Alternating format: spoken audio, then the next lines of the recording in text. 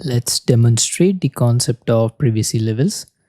So first things first, I'm in my Power BI desktop this time. So I will navigate to get data. First, let's ingest the data from our local computer. Since my source file is in CSV or text, I'll use this.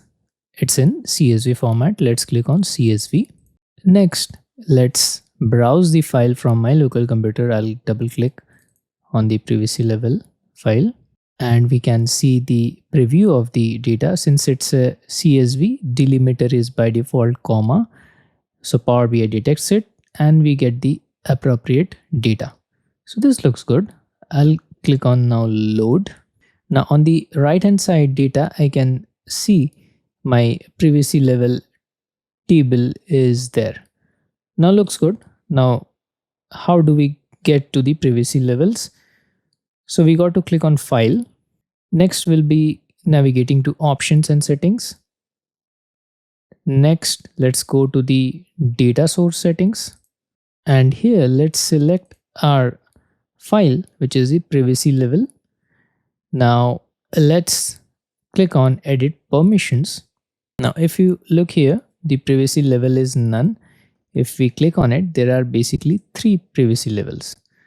So public, as the name suggests, data is openly available. Example can be Wikipedia, right? Public CSV. Next goes the organizational. Organizational data is internal to your company. It can be combined with other organizational sources as well. And last, which is the private, data is sensitive. Example can be HR or finance. It won't be combined with other source. So as per your project requirement, you got to select this, right? If it got some sensitive data, you got to select private, click on OK, and then close. So that's what goes the tutorial for privacy levels. Let's meet in our next lecture.